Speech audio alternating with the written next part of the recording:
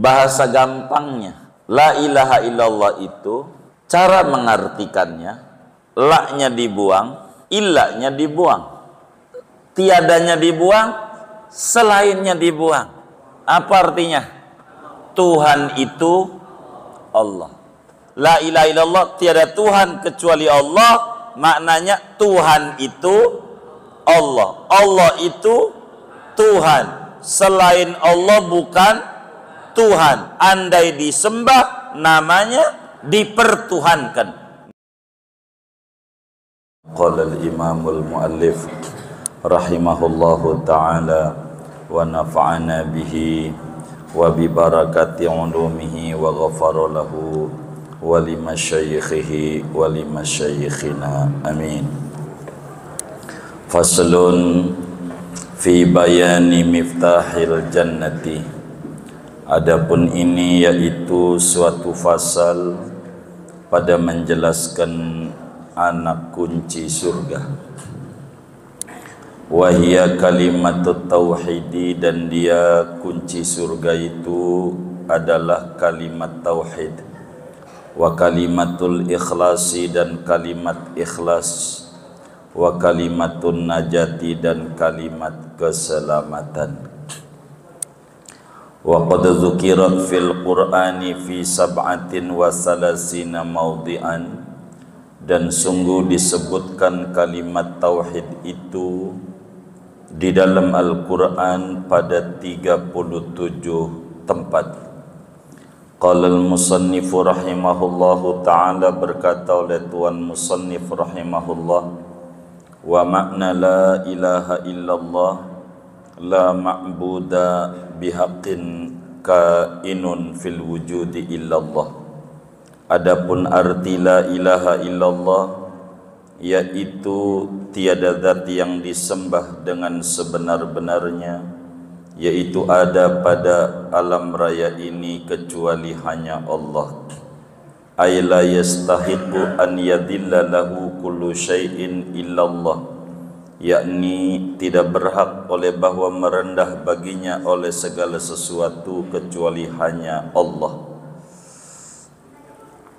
Qauluhu illallah, adapun perkataan musannif illallah birraf'i, yaitu dibaca dengan rafa, illallahu, badalun min mahallila ma'a ismiha, yaitu i'rabnya menjadi badal dari mahalnya, kedudukan la bersama isim la, lianna mahallahuma raf'un bil ibtida'i inda sibawaihi, karena bahwa kedudukan daripada la dan isimnya yaitu dibaca rafa bil ibtida'i dengan menjadi mubtada inda sibawaihi menurut Imam Sibawai. Aw badalun minad dhamiril mustatiri fi khabari la al mahdhufi, atau bisa jadi dibaca rafanya menjadi badal dari dhamir yang tersimpan pada khabar la yang dibuang. Wa taqdiru la ilaha mawjudun, adapun takdirnya yaitu la ilaha mawjudun, tidak ada Tuhan yaitu yang mawjud. Au mumkinun bil imkanil am, atau yaitu yang mungkin dengan imkan yang umum, illallah kecuali Allah. Au bin nasbi, atau boleh juga dibaca nasab, alal istisna'i, atas menjadi istisna. Wala yasihu ja'luhu badalan min mahallismi, dan tidak sah oleh menjadikannya lafad Allah menjadi badal dari mahalnya isim la, lianna la ta'malu fil ma'arifi, karena bahwa la itu tidak beramal pada isim ma'rifat. Kada qala syekhuna Yusufu, kada seperti ini badalun min mahalila ma'asmiha, qalahu mengatakan akan dia oleh guru kami Syekh Yusuf As-Sumbulawini. Qala Sanusi wal Yusi, telah berkata Imam Sanusi dan Imam Al-Yusi, wal manfiyu fi la ilaha illallah al ma'budu bihaqqin fi i'tiqadi abidi nahwil asnami wa syamsi wal qamar. Adapun yang dinafikan pada la ilaha illallah al ma'budu bihaqqin, yaitu yang disembah dengan sebenar-benarnya, pada i'tiqad orang yang menyembah seumpama patung matahari dan bulan. Wadzalika, adapun yang demikian itu penjelasannya, annal ma'buda bi batilin lahu wujudun fi nafsihi fil kharij wa wujudun fi dhihnil mu'min biwasli kaunihi batilan wa wujudun fi dhihnil kafiri biwasli kaunihi haqqan, yaitu bahwa yang disembah dengan batil baginya ada wujud pada dirinya pada kenyataan, dan ada wujud pada hatinya orang mukmin dengan sifat keadaan yang disembah dengan batil, yaitu batil, dan ada wujud pada hatinya orang kafir dengan sifat keadaan ma'bud bi batilin itu hak. Fahuwa min haitsu wujuduhu fil khariji fi nafsihi la yunfa, maka dia ma'bud bi batil dari segi adanya dia pada kenyataan pada dirinya, yaitu tidak dinafikan. Li'anna dzawati la tunfa, karena bahwa segala zat itu tidak dinafikan. Wa kadza, dan seperti ini, la yunfa, tidak dinafikan, min haitsu wujuduhu fi dhihnil mu'min, dari sekira-kira adanya ma'bud bi batil pada hatinya orang mukmin, biwasfi kaunihi batilan, dengan sifat keadaan ma'bud bi batil, yaitu batil adanya. Idh kaunuhu ma'budan bi batilin amrun muhaqqaqun la yasihhu nafyuhu, karena keadaan ma'bud bi batil itu disembah secara batil, itu perkara yang nyata yang tidak sah oleh menafikannya. Wa illa, kalau tidak sah, yani sah menafikannya, karena kadiban, niscaya ada itu adalah bohong. Wa inna ma yunfa min haitsu wujuduhu fi dhihnil kafir biwasfi kaunihi ma'budan bihaqqin, sesungguhnya yang dinafikan dari sekira-kira adanya ma'bud itu pada hatinya orang kafir dengan sifat keadaan ma'bud bibatil itu adalah yang disembah dengan benar.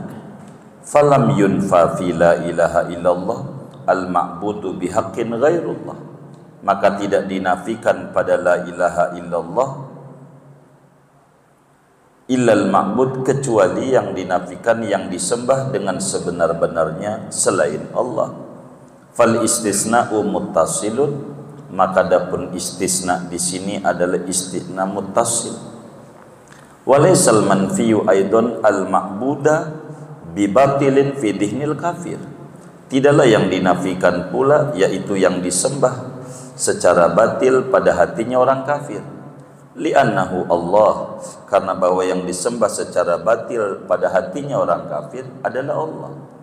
Wal qasdu bihadhil jumlati ar-raddu ala man yaqtaqidu syarikata, adapun tujuan dengan ini jumlah yaitu menolak atas orang yang meyakini oleh orang akan persekutuan.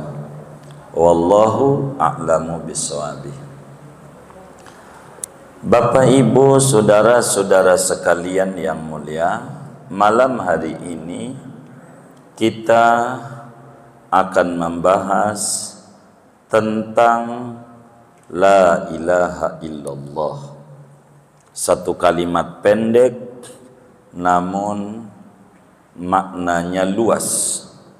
La ilaha illallah hanya ada 12 huruf, tapi maknanya amat sangat panjang dan lebar. La ilaha illallah adalah kalimat yang tidak begitu luas kalimatnya, tapi cakupan kandungan maknanya begitu agung, begitu luhur adanya. Dan ini kita akan membedah la ilaha illallah yang disebut miftahul jannah, kunci surga. Jadi kunci surga itu miftahul jannah, la ilaha illallah. Pembahasan la ilaha illallah ini memiliki beberapa tinjauan. Yang pertama dari tinjauan penamaan. Yang kedua dari tinjauan mengi'rabi, memberikan barisan dan kedudukan jadi apa sehingga memunculkan makna. Yang ketiga berbicara tentang fadilah membaca la ilaha illallah. Dan keempat rahasia di balik la ilaha illallah. Malam hari ini kita akan membedah 2 dari 4 tinjauan la ilaha illallah. Yang pertama, penamaan. La ilaha illallah ini dinamakan dengan miftahul jannah, anak kunci surga. Jadi sebaik apapun perilaku orang, sopannya seperti apa, bila mana tidak meyakini la ilaha illallah, tidak mengucapkan la ilaha illallah, maka surga masih tergembok untuk dia. Sebab la ilaha illallah adalah kalimat yang sangat agung untuk membuka menuju surganya Allah Subhanahu wa ta'ala. Ini la ilaha illallah disebut miftahul jannah. Kalau ada orang, apa itu kunci surga? Maka jawabannya la ilaha illallah, kunci surga. Jadi syahadat ibarat sekolah adalah pendaftaran. Syahadat ibarat kuliah adalah pendaftaran. Itu kalimatus syahadat. Begitu, atau miftahul jannah. Ada orang ikut perkuliahan rajin, saban hari masuk, tidak pernah absen daripada perkuliahan. Kepada dosen amat sangat hormat, kepada kawan-kawan yang hadir di ruang perkuliahan juga sopannya luar biasa. Tapi dia tidak daftar, ikut hadir saja. Sesudah 4 tahun dia minta ijazah. Kira-kira dikasih apa enggak? Hah? Kenapa enggak daftar? Orang baiknya kayak apa dalam kehidupan di dunia ini, sopannya seperti apa, bila dia tidak mengucapkan la ilaha illallah, dia hendak dapetin kunci surga, enggak dapetin surga. Kenapa? Karena dia enggak punya miftahul jannah, anak kunci surga. La ilaha illallah nama lainnya kalimatut tauhid, kalimat tentang keesaan Allah, kalimat bagaimana seseorang betul-betul harus meyakini bahwa Allah itu esa. Maka disebut kalimatut tauhid, kalimat persatuan, kalimatut tauhid. Karena apa? Bahwa tidaklah mungkin ada mobil jalan di jalan tol Jakarta Merak ngebut Jejak yang nyupir 2, yang nyupir 3, yang nyupir 4 sulit dimengerti, sebab nggak bakalan jalan. Jangankan yang nyupir 2, 3, yang mandu 2 orang aja bingung mau kemana ini, karena yang mandu banyak. Jagat raya kayak mobil, apa yang ada di jagat raya namanya isinya. Maka jagat raya ini yang nyupir ada 2, ada 3, sesuatu yang sangat sulit dimengerti. Maka tidak mungkin dia harus memproklamirkan satu sesembahan. Itulah yang disebut persatuan, kalimatut tauhid, kalimat pengesaan kepada Allah Subhanahu wa ta'ala. La ilaha illallah. Ini adalah kalimatut tauhid. Kalimatut tauhid namanya.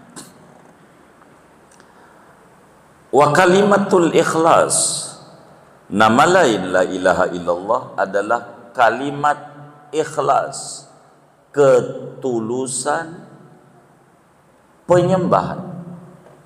Sebab la ilaha illallah, ketika dia udah faham Tuhan itu hanya Allah, maka dia bakal tulus di dalam menyembah. Bila terhujam di dalam jiwanya cahaya dari la ilaha illallah yang dia baca, bakal memunculkan ikhlasul qasdi, kemurnian tujuan, sehingga ibadah dia, maukah dia di masjid ataukah dia di rumah, sama, enggak beda. Karena ada kalimatul ikhlas sudah tertanam pada dirinya. Tapi kalaulah belum tertanam, maka bisa jadi ibadah dia di masjid, ibadah dia di rumah beda. Di masjid dia lebih rapih, di rumah pakai kaos dari caleg aja jadi aja begitu. Padahal kaosnya jarang-jarang juga, nggak tebel-tebel, jadi juga asal-asalan, karena dia belum mengerti kalimatul ikhlas. Seakan-akan Tuhan yang di rumah sama Tuhan yang di masjid beda.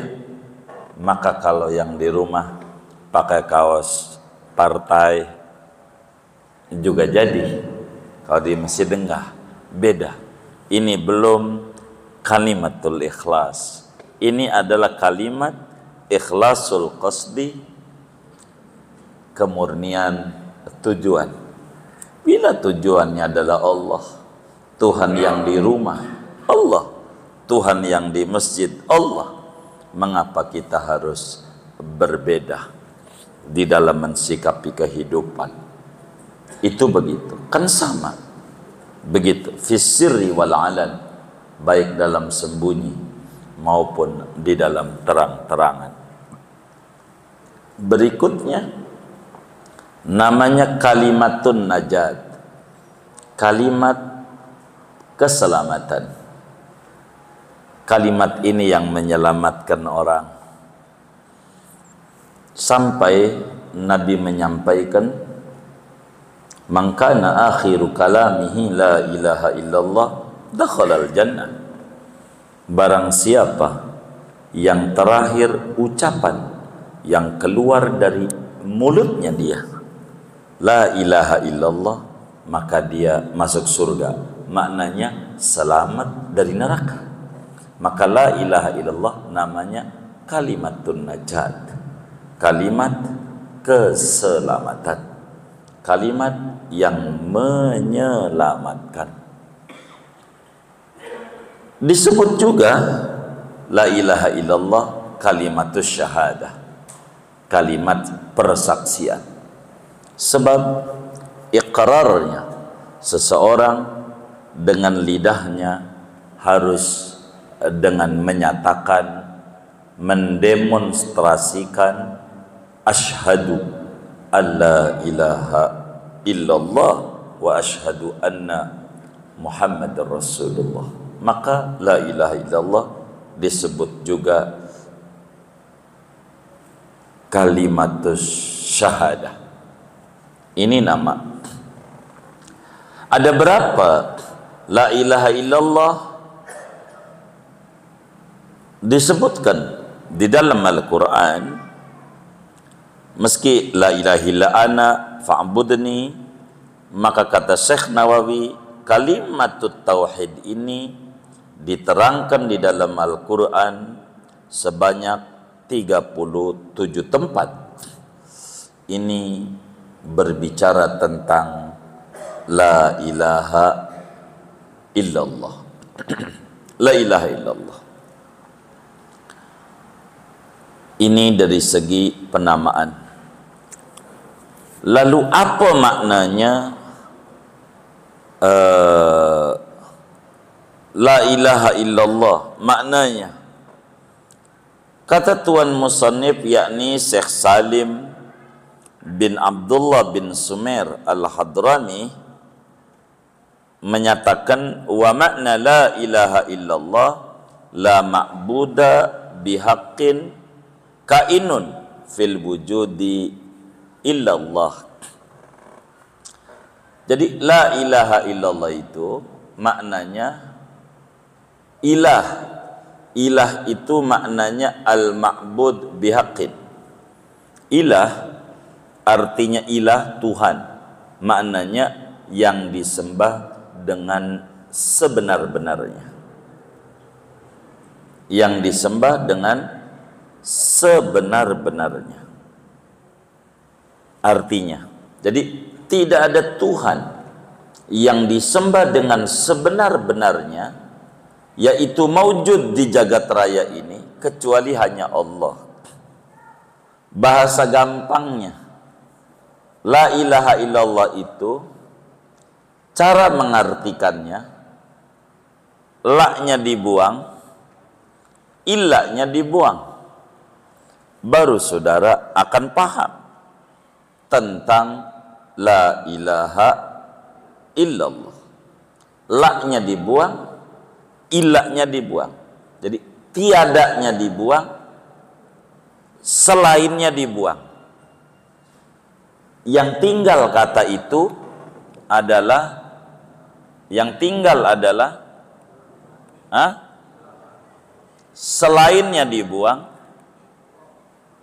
tiadanya dibuang. Yang ada tinggal masa. La ilaha illallah apa artinya?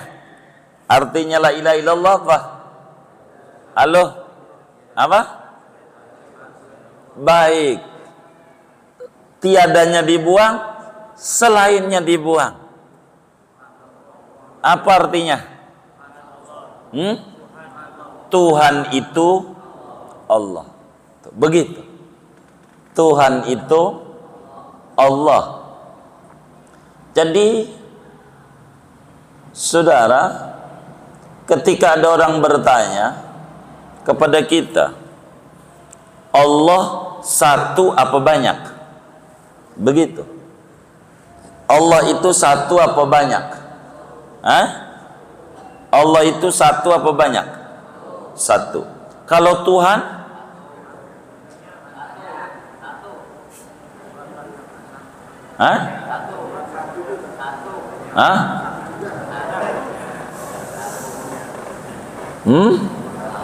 Allah tuh satu apa banyak? Satu. Kalau Tuhan?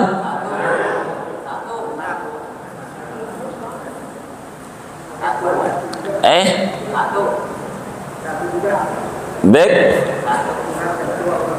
Iya. Kalau Allah tuh satu apa banyak? Satu. Kalau Tuhan?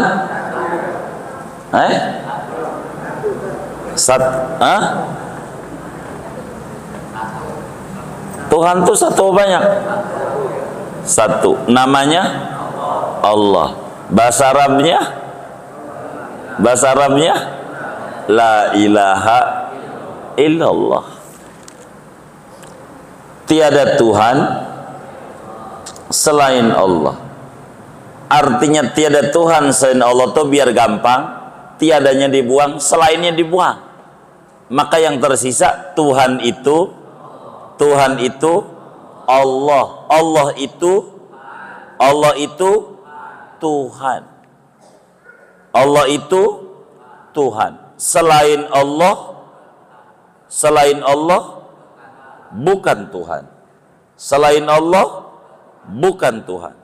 Andai disembah sama orang, namanya dipertuhankan. Apa dipertuhankan?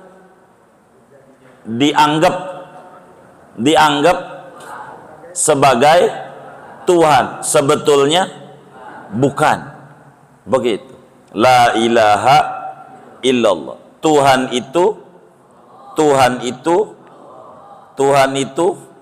Allah. Allah itu Tuhan. Tuhan itu Allah. Allah itu Tuhan. Selain Allah bukan Tuhan. Andai disembah dipertuhankan. Apa dipertuhankan? Dianggap Tuhan, sebetulnya bukan. Begitu nggak kira-kira? Hah? Iya. Bahasa Arabnya la ilaha illallah. Jadi muslim tak perlu takut ngomong Tuhan. Gitu. Kok Tuhan ngomong? Takut. Tuhan banyak. Namanya dia belum ngaji kitab Safinah. Kata Tuhan banyak. Begitu.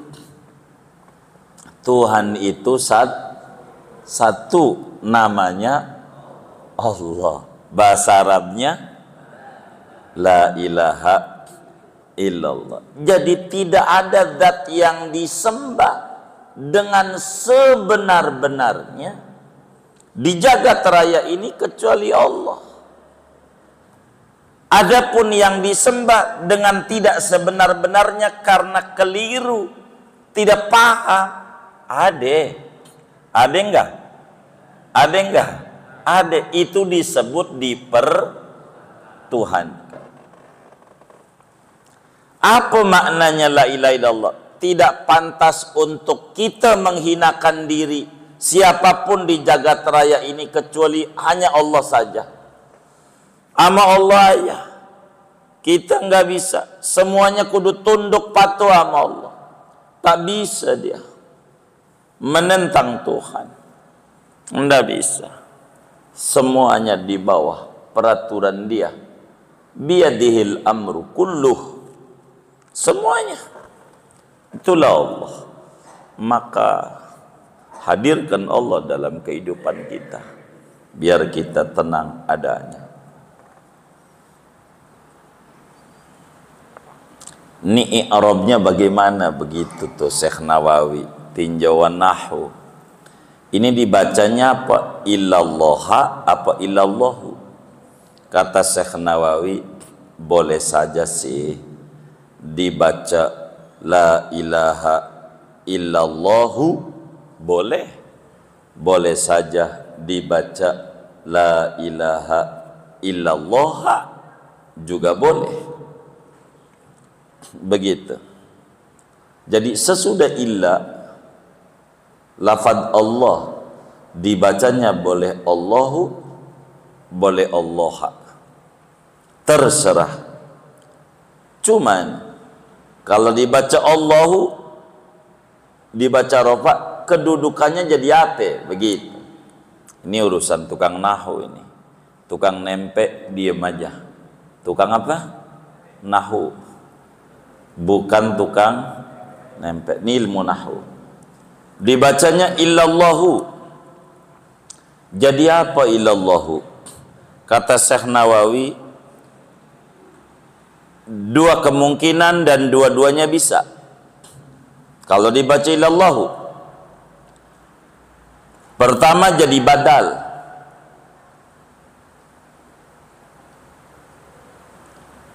badal, yang mana badal itu adalah i'rabnya mengikut kepada mubdal minhu. Kalau kata jurumiyah, idza ubdila ismun min ismin aw fi'lun min fi'lin tabi'ahu fi jami'i i'rabihi. Maka apabila kita membuat badal, maka pastikan badal itu i'rabnya, cara bacanya mengikuti mubdal minhu. Manakala rofa mubdal minhunya, maka badalnya dibaca rofa. Ini bukan bagian kita sebetulnya, rada puyang kayak begini ngomongin nahwu. Tapi karena Syekh Nawawi ini ulama yang alim, apa aja dibahas, ya kan, kalau diloncat nggak boleh sama kita. Jadi sedikit-sedikit kita mengenal tentang namanya badal.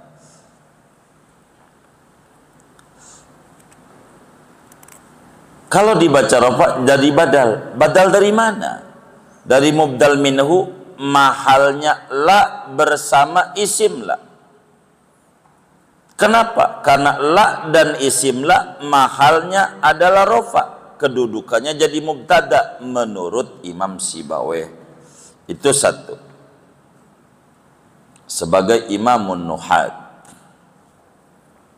Kedua, kalau dibaca rafa, boleh saja dia dibadal juga, tapi dari dhamir yang disimpan pada khobar la yang dibuang. Sebab habis la ilaha itu ada khobar yang wajib dibuang sesudah isim la. Begitu. Khobarnya enggak disebutin. Khobarnya. Takdirnya maujudun atau kainun kalau di nahwu. Maujudun. Takdirnya la ilaha maujudun illallahu, dari badal daripada kalimat maujudun, namanya domir yang disimpan pada khobarnya isim la, yang ada. Siapa yang ada? Ya Tuhan, begitu. Kecuali hanya Allah. Itu begitu.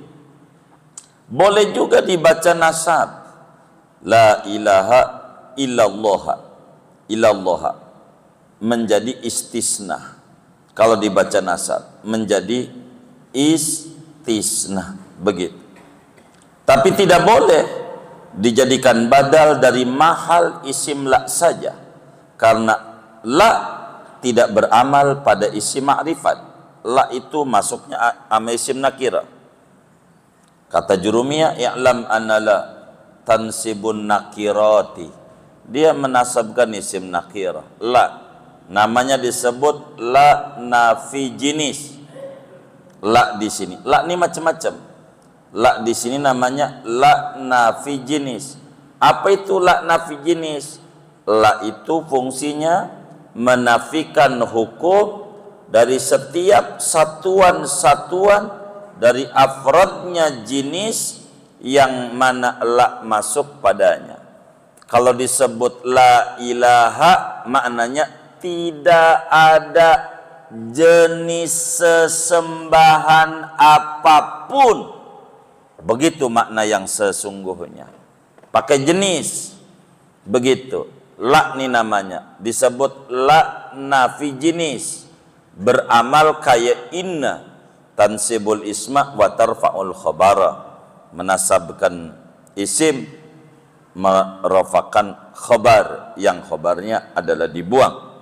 Itulah begitu. Seperti pada ayat la ikraha fid din. Apa maknanya? Karena la di situ adalah la nafi jenis, tidak ada jenis paksaan model apa saja pada agama. Di agama Islam ini, macam cara kita maksa orang biar Islam dilarang. Apakah kita memperkosa non muslim lalu minta tanggung jawab kalau mau Islam? Tidak boleh. Islam. Apa kita bagi duit lalu kita paksa, lu kan udah gua bagi duit, begitu, lu Islam? Tidak boleh. Islam tidak boleh memaksa untuk orang lain masuk Islam, karena Islam berangkat daripada ikhlas, ketulusan, kesadaran, tidak bisa dengan paksaan. Maka la ilaha illallah maknanya tidak ada jenis Tuhan apa saja yang hak disembah kecuali hanya Allah yang hak disembah. Kalau yang batil mau yang keliru enggak dinafikan, ada namanya bukan Tuhan tapi dipertuhankan. Karena itu kata Syekh Nawawi, Syekh Sanusi dan Imam Al-Yusi menyatakan ini yang dikatakan tidak ada Tuhan, tidak Tuhan tuh Tuhan apa? Begitu. La ilaha illallah maknanya al-ma'bud bihaqqin fi i'tiqadi abidi nahwil asnam wa syamsi wal qamar. Maknanya yang dinafikan pada la ilaha illallah adalah sesembahan yang hak pada i'tiqad penyembah semacam berhala. Jadi yang disebut la ilaha illallah itu bukan itu yang namanya batu, roh-roh Tuhan. Itu bukan. Itu namanya ma'bud bibatil, kesembahan yang keliru. Namanya bukan Tuhan. Disembah itu dipertuhankan, bukan Tuhan, bukan Tuhan. Ma'bud yang batil, yang dipertuhankan, biar gampang aja dah ma'bud bibatil. Yang dipertuhankan itu ada pada kenyataan, ada pada hatinya orang mukmin, ada pada hatinya orang kafir. Berbicara yang dipertuhankan namanya ma'bud bibatil. Begitu. Di hatinya orang mukmin ma'bud bibatil yang dipertuhankan yuk ada. Enggak diingkari. Ada yang dipertuhankan itu ada banyak. Ada yang mempertuhankan jabatan, mempertuhankan tentang roh, batu, apa aja. Itu ada. Anggapan itu ada. Dipertuhankan itu ada wujudnya pada kenyataan. Ada wujudnya yang dipertuhankan itu di hati orang mukmin. Kita orang mukmin, apakah ada yang dipertuhankan? Jawabannya ada. Jumlahnya banyak yang dipertuhankan. Adapun Tuhan hanya satu, namanya Allah. Yang dipertuhankan ada di hati kita. Adanya bukan karena dia Tuhan, sebagai dipertuhankan. Begitu juga ada di hatinya orang kafir dengan tinjauan ini benar Tuhan. Batu begitu. Orang kafir meyakini itulah yang dipertuhankan itu adalah Tuhan dalam keyakinan orang kafir. Dalam keyakinan orang kafir. Sehingga yang dipertuhankan itu dari segi wujudnya pada kenyataan tidak dinafikan. Jadi tiada Tuhan selain Allah. Loh, itu yang namanya batu kan Tuhan juga. Salah dia. Itu dipertuhankan. Kita tidak mengingkari. Kalau ada yang dipertuhankan, tidak mengingkari. Ada. Banyak yang dipertuhankan, banyak. Cuman kalau ngomong Tuhan cuman satu, namanya Allah. Allah itu Tuhan. Tuhan itu Allah.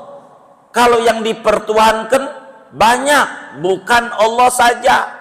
Banyak yang dipertuhankan. Kalau Allah mah Tuhan, bukan dipertuhankan, tapi ma'bud bihaqqin fil wujud adalah Allah.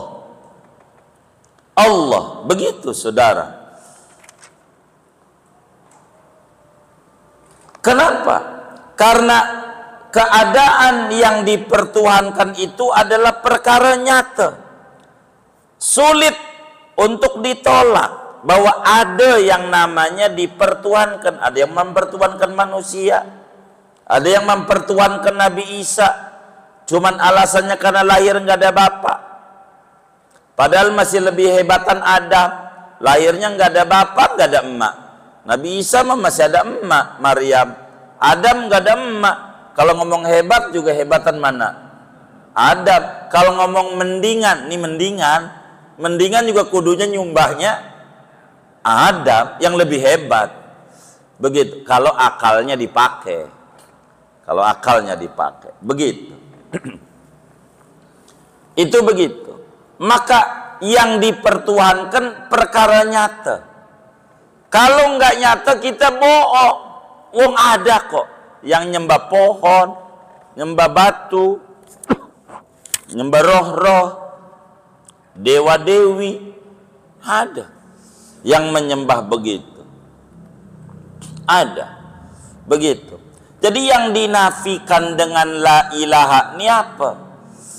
Yang dinafikan itu dengan la ilaha illallah, tiada Tuhan kecuali Allah, itu yang dinafikan dari segi adanya pada pemikiran orang kafir dengan sifat keadaan yang dipertuhankan itu adalah ma'bud bihaqqin, sehingga tidak dinafikan pada lafaz la ilaha illallah ma'bud bihaqqin ghairullah, sehingga la ilaha illallah ini adalah istisna, yang ada adalah istisna muttasil, bukan istisna munqati', yaitu istisna yang mana mustasna minhunya disebutkan sebelum illa dan sejenis, jenis tidak sejenis, itu namanya istisna